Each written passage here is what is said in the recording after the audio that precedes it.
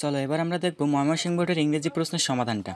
এ দাগে form, B দাগে lawful, C দাগে রেজাল্টস ইন, ডি দাগে ট্রানজিশনাল। ই দাগে ফিনান্সিয়াল, এফ দাগে সেন্ট্রাল, জি দাগে হ্যাফেন, এইচ দাগে সলভেন্ট, আই দাগে ইন অ্যাডোলেসেন্স, জে দাগে হোল্ডিং নো পাওয়ার। বি দাগের প্রশ্নের উত্তরগুলো দেওয়া এখন সম্ভব না, আমরা দুই দাগে যাই। Based on the text below, write short notes in each of the box mention the benefits of education to make a follow set. ওকে, শিক্ষার উপকারিতা তোমাদের এর মধ্য থেকে 5টা 6টা খুঁজে লিখতে হবে।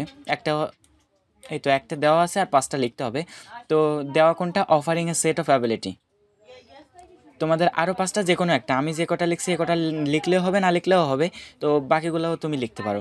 দেখো, creating the ability to decide things rationally, তবে helping to make the right choice, এরকমভাবে তোমরা অনেকগুলো কিন্তু লিখতে পারো। তো এটা দেখানোর মতো কিছু নাই, আমরা পরেরটায় যাই। 4 দাগ, A explosion, B crisis, C think, D burden, E poverty, A planning, G liability, H resource, I possible এবং জে অ্যালিভিয়েশন। 5 দাগে যাই। A are, B a, C employees, D already বা also, E rearing, F farming, G the, H many, I employment এবং J can.